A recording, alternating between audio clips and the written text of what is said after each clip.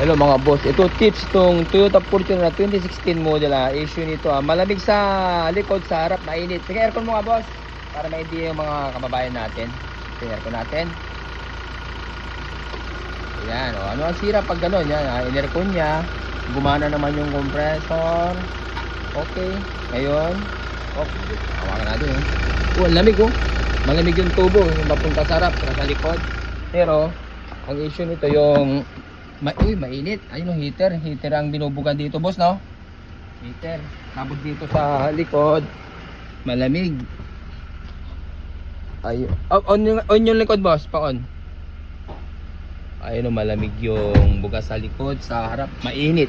Kung pag ganito ang mangyari sa inyo, kadalasan na nagiging problem nito mga boss, yung ito actuator motor, yung servo motor. Okay, so aayusin natin to, palalamigin natin to. At saka ito tips sa mga boss ito ayusin natin to, 'di ba? Ngayon, yun, napapalamig natin to. Pero pag kunyari inayos natin tapos may delay, may nadidili ng 1 minute to 2 minutes. So minsan nakukuha namin sa reset. Pero pag ni-reset natin na pa rin, na siya, yung nadidili pa rin siya, yung actuator motor na problema. Pero ito gagawin natin dito, natin na mainit ang buga, palalamigin natin to. Okay, watch this.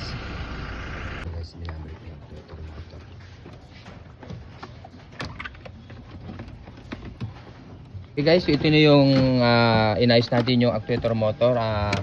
Ang issue nito, mainit yung bugas sa harap, sa likod, malamig. Okay, testingin natin. Testingin natin kung may delay. Sana walang delay. Para sige. Boss, start. Okay, yan. Pinandar. May ilaw agad. Okay. Aircon mo na boss. Ayan gumana agad wala siyang delay mga kababayan. So goods yung motor. Boss, lumalamig na sir? Lumalamig na. Kanina may init ang bukan yan. Ayan.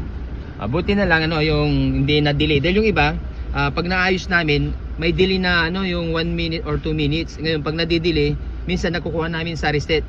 Ngayon pag ni-reset natin, nadidelay pa rin. So anong siya? Yung actuator motor na.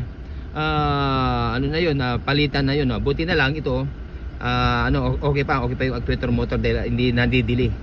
Okay? So yun, at saka malamig na rin sir. Malamig na. Ayun.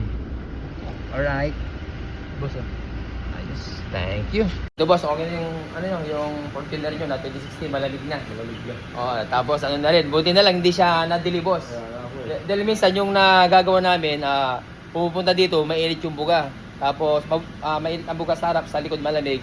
Na gagawa namin yung actuator board, napapalamig namin. Tapos yung iba na didili ng 1 minute to 2 minutes. Ngayon pag nadidili, nakukuha din sa reset yun. Ngayon pag ni-reset natin, nadidili pa rin. So ang problema yung actuator motor. Mabuti sa inyo sir.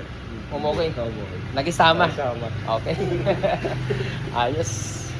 Okay, yun lang mga kababayan. Dahil yung iba kasi pag pumunta dito, mainit yung buga ng aircon nila. Tapos pag pinagawa, naayos namin yung lamig.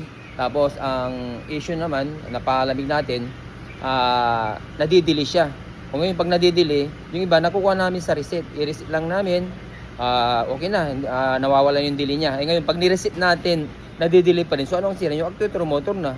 So ayun, ginawa natin ang paraan na napalamig natin. Pag gano'n na nadidili, wala tayong paraan doon. So ang nun, palit na. So dito may pamalit naman tayo ng mga actuator motor or servo motor.